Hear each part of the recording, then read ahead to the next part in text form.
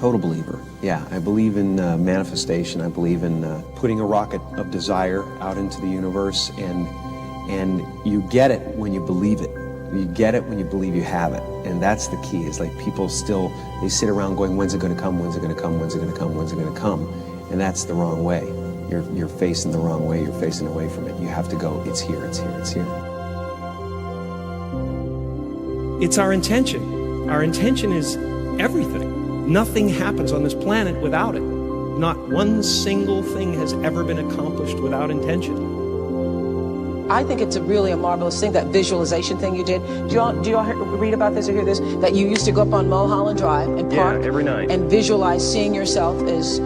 Yeah, I would visualize, This is when you were broke and poor. Right, having directors interested in me and people that I respected saying, I like your work or whatever that is. And I would visualize things coming to me that I wanted or whatever. This was in like 1987, 85, yeah. And I had nothing at that time, but it just made me feel better. It made me, at that time, all it really was for me was kind of making me feel better. I would drive home and think, well, I do have these things. They're out there. I just don't have a hold of them yet, but they're out there. So didn't you write yourself a check? I heard that you did. Is that true? I wrote myself a check for $10 million. For acting services rendered, and I gave myself 5 years, or 3 years maybe, and I dated it Thanksgiving 1995, and I put it in my wallet, and I kept it there, and it deteriorated and stuff,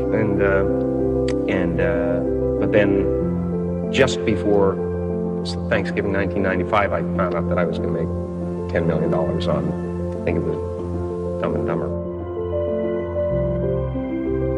An insane belief in my own ability to manifest things. That I think it's ultimately complete sanity, but I believe we're creators, and I believe we create with every thought and every word. Every moment is pregnant with the next moment of your life. You already know who you are. And that peace that we're after lies somewhere beyond personality. Your need for acceptance can make you invisible in this world. Don't let anything stand in the way of the light that shines through this form. Risk being seen in all of your glory. You are ready and able to do beautiful things in this world. You will only ever have two choices, love or fear.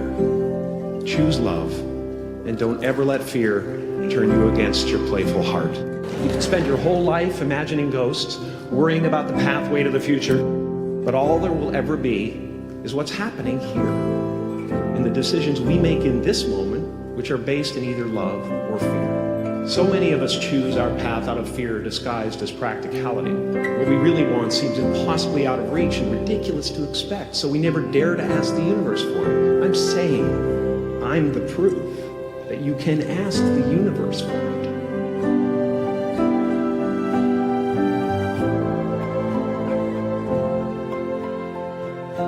I just want to be myself. If I lose a few fringe people who can't deal with the fact that, that there's other forces in the world, that's okay with me.